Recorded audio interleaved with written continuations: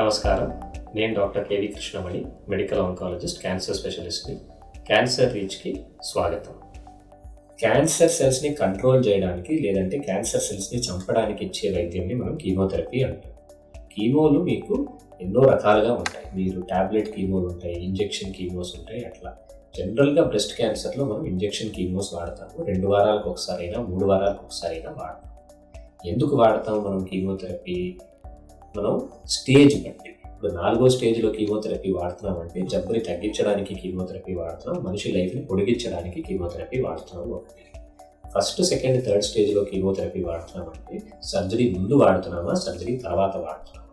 Surgery ముందు వాడుతున్నాం అనుకోండి, సర్జరీ చేసేటప్పుడు ఈజీగా ఉండాలి. అంటే ట్యూమర్ సపోజ్ ఆయన పూర్తిగా తీయలేకపోతుంటే దాన్ని కరిగించి సర్జరీకి ఈజీగా అవ్వడానికి చేయడానికి, అంటే ఇనాపరబుల్ ట్యూమర్ని, అంటే సర్జరీ చేయలేని ట్యూమర్ని ఆపరబుల్, సర్జరీ చేయగలిగిన ట్యూమర్ లాగా చేయడానికి, ష్రింక్ చేయడానికి ఒక కారణం. రెండో కారణం ఏంటంటే రొమ్ముని పూర్తిగా తీయాల్సిన పరిస్థితి వచ్చినప్పుడు పేషెంట్ లేదు నాకు రొమ్మును ఉంచుకోవాలని ఉంది, ట్యూమర్ని ష్రింక్ చేయండి అంటే మాస్టెక్టమీ నుంచి బ్రెస్ట్ కన్జర్వేషన్కి ట్యూమర్ని ష్రింక్ చేయడానికి కీమోథెరపీ ఇస్తాం. ఇది కీమోథెరపీ అంటే న్యూ అడ్జువెంట్ కీమోథెరపీ, అంటే సర్జరీకి ముందు ఇచ్చే కీమోథెరపీ.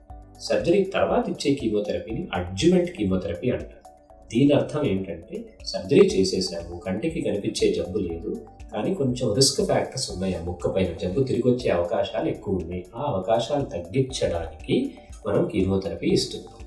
సో సర్జరీ స్టేజ్ 4లో ఇచ్చే కీమోథెరపీని పాలియేటివ్ కీమోథెరపీ అంటారు. అంటే లైఫ్ పొడిగించడానికి, జబ్బుని కంట్రోల్లో పెట్టడానికి. ఒకరోజు ఆ జబ్బు తిరిగి వస్తుంది.